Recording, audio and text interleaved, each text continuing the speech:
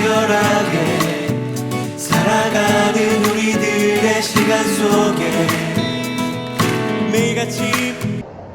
오늘 제가 구속사에 대해서 하겠는데요. 성경에 사실요, 구약 성경에서는 이 모세오경, 특별히 모세오경 같은 경우도 그런데요, 이 전체가 예수 그리스도에 대해서 이야기하고 있는 거예요. 예수 그리스도께서 어떻게 인간을 구속하시는가, 그거에 대해서 계속 말하고 있고요. 신약에서 사도 바울이 서신서를 쓸 때는요, 구약을 사실은 해석해 놓은 거예요. 구약을 해석해 놓고 그 다음에 뒤에 뭐라고 이야기하느냐면, 그러면 너희가 어떻게 살아야겠는가 이거야. 어떻게 이 말씀을 적용시켜서 살아야겠는가, 그것을 설명하고 있는 거예요. 그래서 이 구약은 예수 그리스도에 대해서, 구속사에 대해서 이야기하는 게 핵심입니다. 그래서 목사님들이 설교할 때에 사실은 뭐 그냥 깨끗하게 살자, 뭐 거룩하게 살자, 뭐 이것도 참 맞는데 구속사가 나와야 돼. 반드시 구속사를 그 본문에서 이끌어내야 됩니다. 찾아내야 돼요. 그래서 오늘 이제 제가 딱 좀 이거보다 더 많지만, 하여튼 수없이 많지만 몇 가지만 그냥 제가 오늘 올렸습니다. 보시면요, 이사야 44절에 또 이르시되 내가 너희와 함께 있을 때 너희에게 말한 바 곧 모세의 율법, 이건 이제 모세오경을 이야기합니다. 선지자의 글과 시편에 나를 가리켜 기록된 모든 것이 이루어져야 하리라 한 말이 이것이라 하시고, 예수님이 이 말을 하시죠. 모세의 율법과 선지자의 글이라고 그러는데 여기 역사서가 빠지지 않습니까 하는데, 히브리인, 저번에 얘기했죠. 히브리인들은 역사서다 선지서에 다 포함시킵니다. 선지서라고 그럽니다. 그래서 여기 역사서라고 따로 이야기 안 합니다. 그래서 율법과 선지자의 글과 시편, 그러니까 이때는 신약이 없었죠. 구약만 있었다고 보면 됩니다. 그러니까 여기를 예수님이 뭐라냐, 여기에 누굴 가르쳐 기록됐다고? 나를 위해서. 전부 다 예수를 위해서 기록된 거라 이거야. 그러니까 얼마나 중요해요. 구속사가 얼마나 중요한데요. 이걸 반드시 우리가 찾아내서 예수 그리스도의 구속, 예수 그리스도의 그 인간을 어떻게 구속하냐, 그 메시아로 오신 하나님의 구원의 계획, 그거를 성도들에게 하나님 말씀을 전할 때 꼭 이야기해 줘야 됩니다. 그게 정말로 중요합니다. 그거 빼면은요, 제가 그렇게 이야기했어. 정말로 우리가 찐빵에 안 꼽는 찐빵이 똑같아. 우리는 그걸 전달하는 게 하나님께서 우리에게 원하시는 거예요. 근데 우리가 이 보면은요, 이 성경에서 일본인데 예수 그리스도에 대해 증거한다고 그랬죠. 이게 전부 다. 이 성경을 타나크라 그래요. 여기에 하나 글자, 첫 글자, 히브리어 첫 글자 빼면은 성경이 타나크가 되는 거예요. 타나크라고 하는 거는 율법과 선지자, 시편 전체를 이야기하는 것입니다. 근데 예수 그리스도에 대해 증거하는데요, 예수님이 요한복음 5장 8절에서 뭐라고요? 이 성경이 내게 대하여 증거하는 것이다. 내게 대하여 다 증거한다 이거야. 그 우리가 이 성경에서는 말씀하시는 건 바로 예수 그리스도의 그 구속사를 빼놓을 수가 없다는 겁니다. 자, 보시면요, 우리가 잘 아는 거야, 아브라함이상. 아브라함과 이삭 보면 우리 이 설교는 우리가 많이 들었어요. 아브라함과 이삭을 대표적으로 우리가 구속사의 한 대표적인 본문으로 많이 채택을 합니다. 근데 이 말씀은 구속사로 말 전하는데 다른 본문은 또 구속사로 잘 연결을 안 해요. 그래서 아브라함이 이삭을 드리는 장면 있잖아요. 여기서 이삭을 죽이려고 할 때 하나님이 제지를 시키고 이삭 대신에 그 순양을 드리는 모습, 바로 이 모습에서 구속사가 이제 나온다. 우리 많이 들었습니다. 맞죠? 그리고 이삭은 예수 그리스도를 상징한다. 왜? 이삭은 사실 죽진 않았지만 하나님께 들어진 거예요. 그래서 들어진 걸로 봅니다. 그래서 이삭을 예수 그리스도로 상징하고, 이삭을 대신해 죽은 순양도 바로 예수 그리스도를 상징하는 걸로 우리가 봅니다. 그래서 구속사는 이렇게 간단하게 우리가 설명이 되는데요, 오늘 보실 것은, 자, 구속에 대해서 먼저 알아봅시다. 구속이, 구약에서는 구속을 뭐라고 하느냐 이거예요. 구약에서는, 자, 히브리어로 구속의 의미가 뭐냐면요, 단어가 두 개가 나오는데요, 가을과 파다가 두 개가 나오는데요, 이 가을이라는 건요, 건짐, 구속, 물음, 잃었던 것을 값을 주고 되찾는다 하는 것이 바로 구속의 의미입니다. 가을이라 그래요. 이 무름이란 말 여러분 뭔지 아세요? 아시죠? 토지 무르기. 이 토지 무르기도 사실은 그 이야기를 하고 있지만 그것도 구속사야. 그것도 구속사입니다. 예수 그리스도께서 우리를 위해서 구속하는 그 값을 지불하는 그것을 설명하는 거예요. 구속사입니다. 그것도. 그래서 물음. 근데 출애굽기 15장 13절에 나온 건데. 그래서 잃어버렸던 것을 값을 주고 되찾는 겁니다. 여러분 여기 한 번 더, 여기서 한 번 더 설명해요. 파다가 또 나오는데, 파다는 출애굽기 13절 13절에 나오는데요.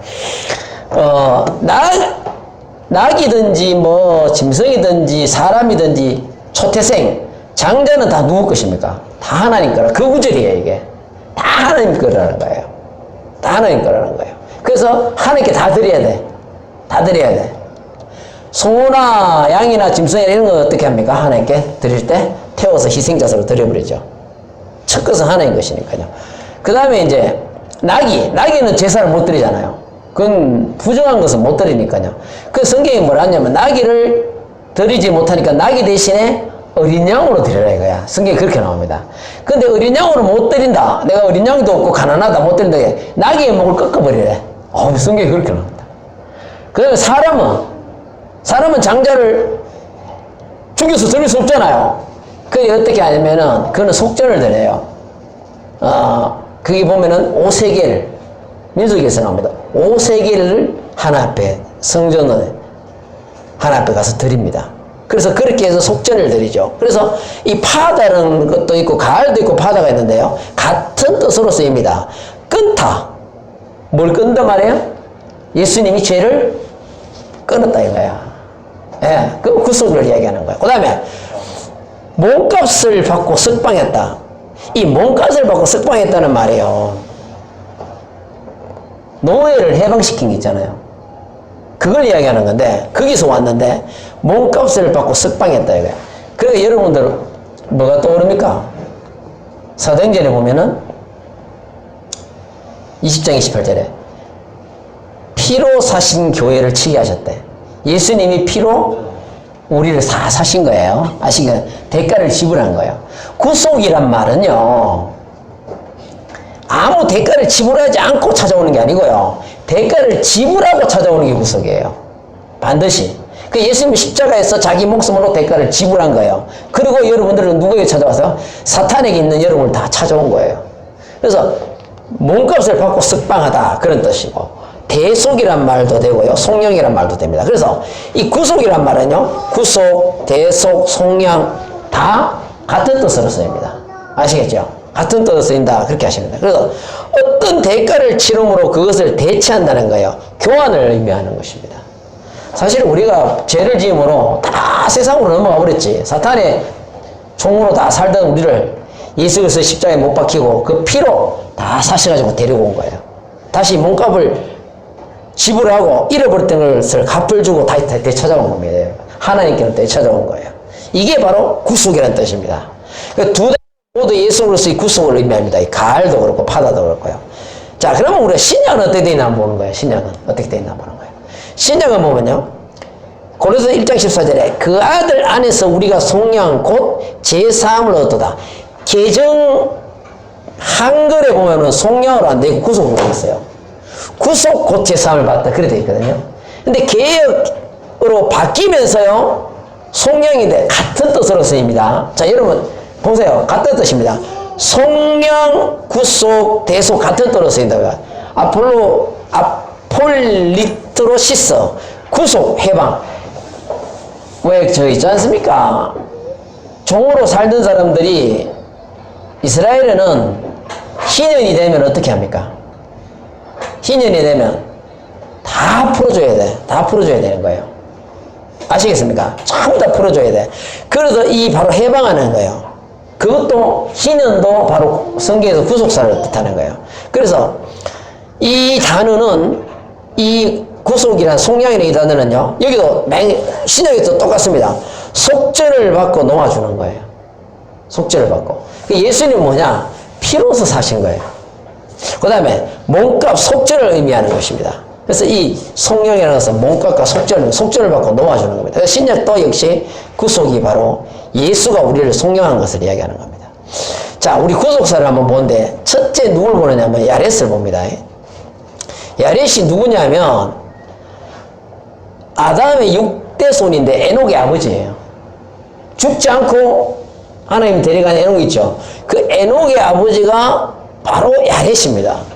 야렛인데 아담이 6대 손이고 에녹은 몇 대 손이면 7대 손이에요. 이것도 구속의 의미가 있습니다. 이것도 구속의 의미가 있다고요. 무슨 말이냐면요. 아담이 6대 손이 야렛이잖아요. 야렛까지는 계속 죽었더라 말 계속 나와요. 그 조상이 몇 세까지 살다가 죽었더라 하는데요. 딱 7대 손 에녹이 딱 왔을 때 하나님이 그를 데려갔다 이거야. 이게 뭘 이야기하는 겁니까? 인간 역사가 7,000년인데 성경에 6,000년 지나면은 마지막 1,000년 천년왕국이 이제 오는 거죠. 하나님이 심판하고 천년왕국이 오는 거죠. 그래서 하나님 모든 죄를 그죠? 모든 죄를 갖다가 죽으니라 이까지는 딱 6대 손 아래까지만 죽지만 에녹에서는 죽는 소리가 사라져버린 거예요. 하나님 그냥 데려가 있다고. 뭐냐? 우리를 구속할 때 나중에 우리 죽음을 보이지 않고 하나님께 옮겨간다는 걸 이야기를 하는 겁니다. 바로 그게 에녹에서 보여주는 거예요. 여기서 구속사를 보여주는 겁니다. 그래서 성경은요 탁탁탁탁 맞아요. 만약 에녹이 6대 손 되면 안 맞는 거예요. 딱 6대 손이 야렛이고 7대 손이 에녹이 되는 거예요. 그래서 여기서 보시면 야렛에서 유래했는데요. 뜻이 뭐냐면 이 뜻이에요. 높은 곳에서 낮은 곳으로 내려오다. 벌써 이 뜻 딱 보니까 뭘 생각나세요? 예수잖아요. 예수가 하늘에서 높은 곳에서 이 땅으로 오셨다는 걸 이름 안에서 구속사가 나오는 거예요. 딱 보여주는 거예요. 높은 곳에서 낮은 곳으로 내려오다. 야렛의 그 뜻이 이름의 뜻이 그런. 여러분 이스라엘 사람들 히브리인들의 이름은 그 사람의 정체성이라 했습니다. 이름, 도시의 지명 이런 거 있죠. 무슨 그런 거 여러분 쉽게 생각합니다. 그 속에 전부 다 하나님이 주신 메시지가 다 들어있습니다. 그 안에. 그래서 쉽게 보시면 안 돼요. 이 야렛 하는 말이 높은 곳에서 낮은 곳에서 예수께서 바로 이 땅에 육신의 몸을 입고 왔다는 것을 야렛을 통해서 구속사를 보여주는 겁니다. 그래서 하나님이 인간들이 사는 땅으로 가까이 내려오시기를 바라는 간절한 소망이 담겨 있는 거예요. 어디에? 야렛 이름 안에 구속사가 담겨 있는데 거기에 하나님이 가까이 내려오시기를 바라는 간절한 소망이 그 안에 담겨 있는 구속사가 담겨져 있는 것입니다. 그래서 예수님의 은혜로 사는 것이죠. 그 다음에 보시면요. 야렛 계속 볼게요. 이 소망대로 예수 그리스도는 말씀이 육신이 되어 이 땅에 내려왔다. 요한복음 1장 14절에 뭡니까? 말씀이 육신이 되어 우리 가운데 그랬다. 성경이 그렇게 나오잖아요. 말씀이 육신이 되어 우리 가운데. 이거 한번 보세요. 야렛은 높은 곳에서 낮은 곳으로 내려왔는데 이 신약에서 그대로 이루어졌죠. 말씀이 하나님 육신이 되어 육신의 몸을 입고 우리 가운데 거했다 이게라. 장막을 쳤다. 그렇게 나오죠. 그래서 그 다음에 요한복음 보면 이렇게 나옵니다. 하늘에서 내려온 자 인자. 하늘에서 내려왔대. 그 야렛의 이름을 통해서 구속사를 발견하게 되는 것입니다. 이걸 꼭 우리가 좀 기억하시기 바랍니다. 그 야렛의 이름에서 구속사를 보여주고 있고요.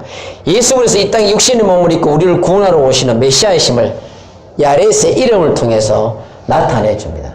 그 다음에 창세기 12장 6절 한번 볼게요. 아브라함이 그 땅을 지나 세겜 땅 모래 상수리 나무에 이르니 그때에 가나안 사람이 그 땅에 거주하였더라. 아브라함과 이 세겜 땅은요 아주 깊은 관련이 있습니다. 여기서 아브라함이 약속을 받아요. 이 아브라함이 세겜에서 하나님께 첫째 언약을 받고 여기서 하나님 앞에 처음으로 제단을 샀습니다. 아주 중요한 이 세겜 땅이 굉장히 중요합니다. 세겜은 어디 있느냐면요 세켐인데 아브라함이 제단을 쌓은 곳이고 요셉이 여기에 묻혔어요. 요셉의 12아들은요 아무도 세겜에 묻힌 자가 없는데 요셉만 여기에 묻힌 거예요. 애굽에서 유고를 가져와갖고 세겜 땅에 요셉을 묻었습니다. 그 다음에요 에발산과 그리심산 사이에 있는 마을이에요. 도시예요. 그리심산과 에발산이 양쪽에 있습니다. 그리고 중간에 그 도시가 세겜이에요. 그 거리심산 에발산도 다 구속을 뜻하는 거지만 오늘은 여기 안 올렸어요. 사마리아의 예배 장소입니다. 요한복음 4장 2절을 보면 그 사마리아 여인이 당신들은 예배할 곳이에요. 그 거리심산. 우리는 여기에 이제 에발산 그걸 이야기하는 거예요. 그래서 예배 장소가 바로 세겜을 이야기하는 거예요. 그리고 하나님 세겜은 뭐냐? 하나님과 백성 사이에 언약이 기억되는 땅입니다. 여기서 하나님께서 아브라함에게 약속을 줬거든. 그래서 이 언약이 기억되는 땅이고요. 언약이 성취되는 것을 확인하는 땅이 세겜입니다. 성취되는 게 아니에요. 그래서 세겜은 하나님의 언약의 성취를 이야기합니다. 아브라함에게 주신 하나님의 언약이었지. 내가 이 땅을 너와 너 자손에 주겠다 이거야. 하나님의 언약에 확인할 수 있는 땅이 세겜이에요. 근데요, 이 구속사가 들어있는데, 이 이름 안에. 자, 세겜인데요. 세캄에서 유래했습니다. 이 세겜이. 뜻이 뭐냐? 어깨, 산마루, 아침 일찍 시작. 그런 뜻이 있습니다. 참 재미잖아요. 어깨. 어깨는 뭡니까? 예수 그래서 십자가를 지신 것을 예표하는 거예요. 어깨 십자가를 지신 걸 예표하는 겁니다. 이러면 사람들이 이러겠다. 이거 뭐 억지로 푸는 거 아닙니까? 억지로 푸는 게 아닙니다. 지명이요. 히브리인들 중에서 예수 믿는 사람들 있잖아요. 그 사람들이 이걸 전부 이거 다 압니다. 이거 보면. 그 사람들 보면 바로바로 합니다. 이름을 딱 보면 벌써 어깨. 아, 예수 그래서 십자가에 지신 걸 예표하는 겁니다. 이 지명 이름이 어깨란 말이 그냥 나온 게 아니에요. 다 이유가 있는 겁니다. 아시겠습니까? 이 구속사를 보여주는 거예요. 어깨. 어깨 힘, 그런 뜻도 있습니다. 예수님이 어깨에 십자가를 지신 걸 얘기하는 거예요. 구속사를 얘기합니다. 그 다음에 2번에 골고다 언덕에서 우리의 죄를 위해 십자가에 못 박힌 예수 그리스도를 예표합니다. 뭐야? 산마루라는 뜻도 있잖아요. 이 뭔 말입니까? 골고다 언덕. 골고다 언덕. 그 언덕에서 십자가에서 못 박히잖아요. 그 골고다 언덕. 자, 한번 볼까요? 그들이 예수를 맡음에 예수께서 자기의 십자가를 지시고 해골, 히브리 말로 골고다이라 하는 곳에 나가시니, 이 골고다 언덕이라고 그러거든, 마태복음은. 그래서 이 골고다 언덕으로 십자가를 지고 올라가죠. 그래서 이 성경에 이 세캄의 뜻, 세겜의 뜻이 뭐야? 산마루라는 뜻도 있다. 언덕, 그 뜻도 있습니다. 그래서 이런 이름에서 구속사가 들어있다는 것을 예표로 보여주고 있는 겁니다. 그 다음에 여기 보시면 아침 일찍 시작이란 말이 있죠. 이 참 말도 재밌어요. 이 말이 재밌어요. 아침 일찍 시작은 뭐냐? 부활하신 예수 그리스도를 예표하는 것입니다. 이게요. 왜? 여러분, 요한복음 2장 1절에 뭡니까? 이 안식 후 첫날 일찍이 아직 어두울 때에 여인들이 무덤으로 쫓아가봤어. 그러니까 무덤이 돌이 열려있고, 아니, 거기 시신이 없었잖아요. 근데 언제 때 갔다고요? 안식일로 첫날 일찍이 아침이 어두울 때. 자, 뭡니까? 예수님이 언제 부활했다고요? 마지막, 자, 사흘째 부활했는데, 아침 일찍 시작, 일찍이 그냥 부활했다는 거예요. 부활했다는 예수 그리스도를 예표하는 장면이 바로 이 세겜이라는 단 안에 다 들어있습니다. 예수 그리스도 우리를 위해서 이렇게 십자가도 지시고 부활했다는 사실에 우리는 감사해야 됩니다. 이 성경에서 계속 이걸 이야기해 주고 있는 거예요. 이걸 우리가 놓치면 안 돼. 이걸 사실 우리 성도들한테 이야기를 해줘야 된다니까. 그래야 예수 그리스도를 자꾸 깨닫지. 얼마나 감사한지. 우리에서 십자가를 지고 부활하셨다는 거. 이 세겜이라는 단어 안에 뭡니까? 십자가와 부활이 다 들어있다는 거예요. 이게 바로 구속사입니다. 그 다음에, 자, 이게 한번 보세요. 이 참이 솔로몬에 관한 이야기인데 이게 제일 재미있어요. 이게 참 의미가 있습니다. 여러분, 한번 얘기해보세요. 시편 127장 2절 우리 같이 읽어봅시다. 시작. 너희가 일찍이 일어나고 늦게 누우며 수의 떡을 먹음이 헛되도다. 그러므로 여호와께서 그의 사랑하시는 자에게는 잠을 주시는도다. 여기 잘 보세요. 사랑하시는 자에게는 뭘 준다고요? 잠을 주시는도다.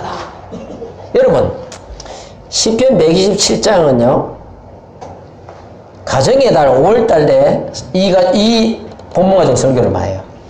왜냐, 그거거든요. 뭡니까? 127장 여러분 아시죠?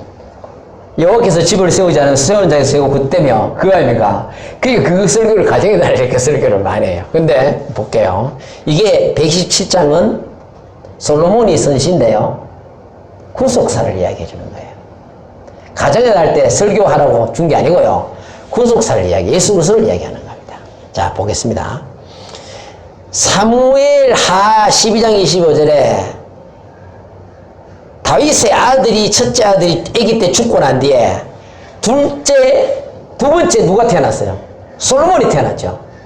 솔로몬이 태어나니까 하나님이 선지자 나단을 보내가지고 그의 이름을 솔로몬의 이름을 뭐라고요?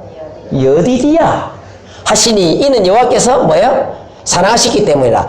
여디디야는 뜻은 뭐라고요? 여호와께서 사랑하시는 자 그런 뜻입니다. 여디디야. 솔로몬의 이름을 여디디야라고 해줬다고. 자, 여디디야. 솔로몬의 또 다른 이름이 여디디야인데요. 예디데야인데요. 뜻이 하나님이 사랑하시는 자 그런 뜻입니다. 솔로몬 속에 여러분 구속이 있습니다. 솔로몬 속에 구속이 있어요. 그게 희한하죠. 이 이름 안에 바로 여디디야를 줬는데 여디디야가 뭐야? 하나님을 사랑하시는 자. 여기가 구속이 있다니까. 동사가 있다니까. 예수 그리스도가 포함돼. 그리스도의 모형이 감추어져 있습니다. 이 솔로몬 속에. 그리스도의 모형이 감추어질 거예요. 자, 내 사랑하는 아들이라고 그러는데, 자, 보십시다. 어디 감추어져 있는가? 자, 한번 봅시다. 구속가 나오는데요. 여디디야. 뜻이 뭐라고요? 하나님이 사랑하신 자. 사무엘하 12장 25절에 나옵니다. 하나님 사랑하신 자. 그 다음에 예수 그리스도가 마태복음 3장 17절에 보시면 요한의 침례 요한에 갔는데 침례를 받죠. 받고 올라오죠. 올라오니까 하늘에서 뭔 소리 납니까? 이는 내 사랑하는 아들이요. 보세요. 여디디야가 하나님을 사랑하는 자인데 예수 그리스도도 뭐라고요? 이는 내 사랑하는 자, 사랑하는 자라 이게 사랑하는 아들이에요. 바로 이 여디디야는 속에 뭡니까? 예수 그리스도의 구속이 여기 들어있다는 걸 보여주는 거예요. 같은 뜻으로 쓰이는 거예요, 이게. 참 희한하죠? 이름이 안에 구사가 여기 들어있다니까. 근데 제가 성경을 보면서 하나님의 사랑을 많이 느끼는데요. 여러분, 이거 한번 보세요. 이거 한번 보세요. 솔로몬은 누구의 엄마가 누굽니까? 바세바잖아요, 바세바. 그러면 다윗과 바세바 사이에서 난 게 솔로몬 아니에요. 그런데 범죄 가늠하고 살인했기 때문에 첫째 아들은 아기 때 데려가죠. 하나님이 죽는단 말이에요. 하나님이 징계한단 말이에요. 근데 다윗의 마음이 얼마나 아팠겠습니까? 그 아들이 죽을 때 하나님 데려간다고 금식까지 하거든요. 그래서 하나님 데려가셔요. 얼마나 마음이 아팠을까요? 자기 죄 때문에 그래 됐으니까, 자기 자식이. 근데 그 범죄한 다윗과 바세바를 하나님이 위로하시려고 둘째 아들이 태어나니까 선지자 나단을 보고 여디디야라는 이름을 줬는데 뭐라 그러냐면 여호와께서 사랑하시는 자래. 하나님은 사랑이시니라. 야, 성경이 맞아. 하나님은 내가 이 말씀 볼 때마다 느끼는 게요. 참 자비하신 분이라.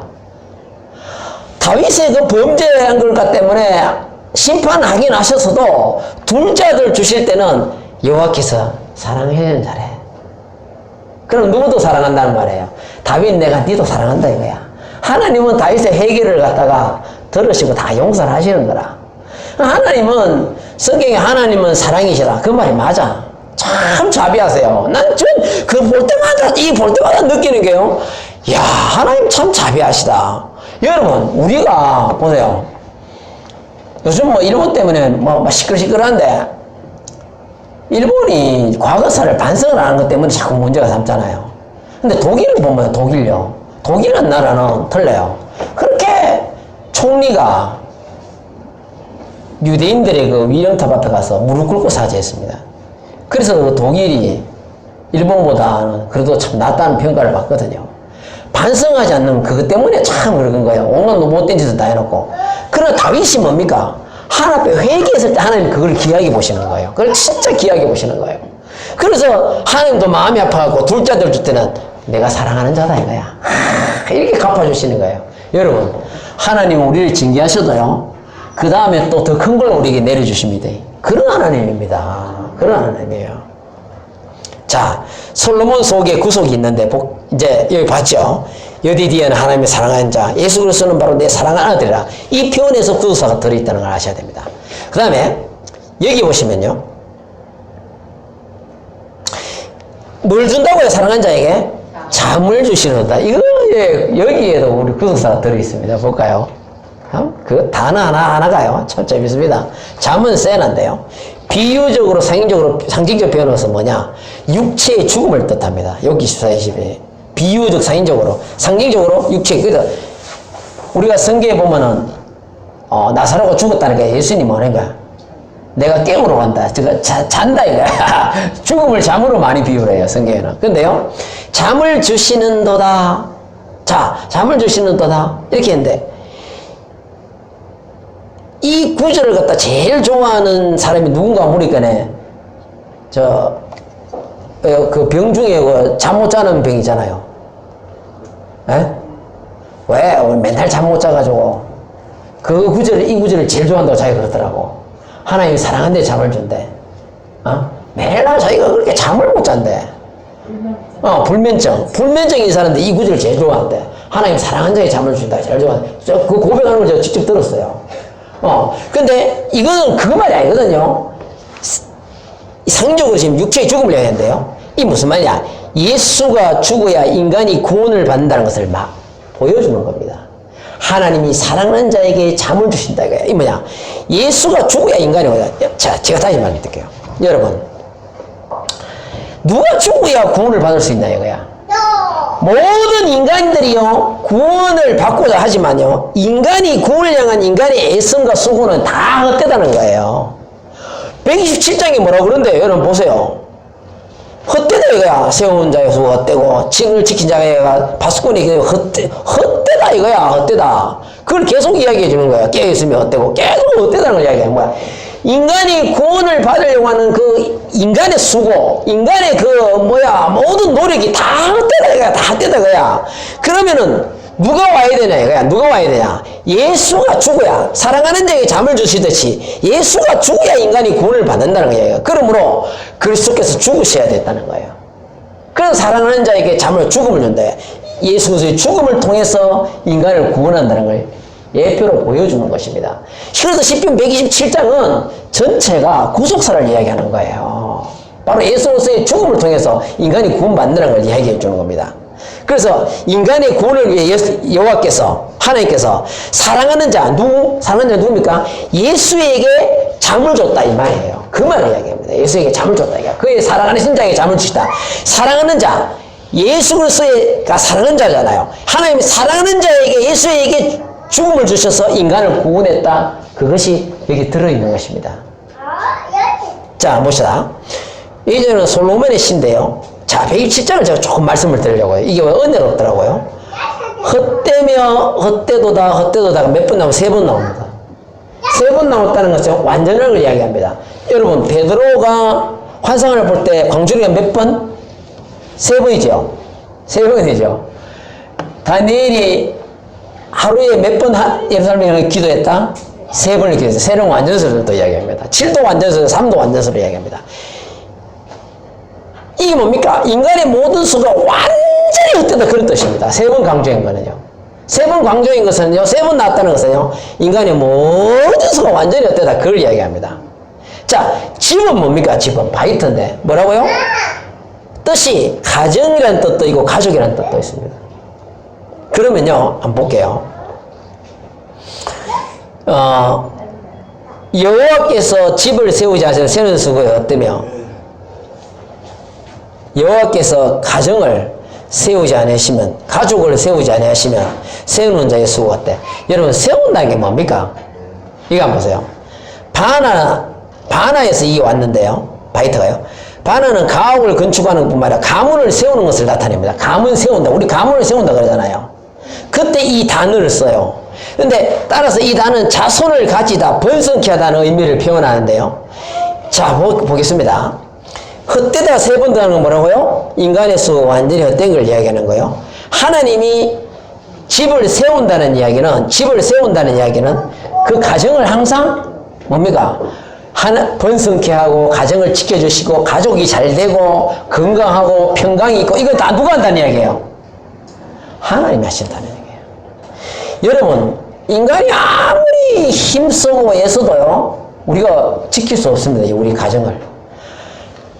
하나님이 가족은 지켜줘야 돼요. 하나님이 지켜줘야 됩니다. 절대 하나님 지켜줘야 돼요. 저는 옛날에 세운다는 말을 건축한다는 말로만 썼어요. 건축하는 뜻도 있지만, 건축은 집 짓는 걸 이야기하는 거 이렇게 생각했는데, 그게 가족을 세워준다, 이게 하나님이. 하나님이 번성하게 하고 더 잘되게 하고, 우리 여기 젊은 사람들,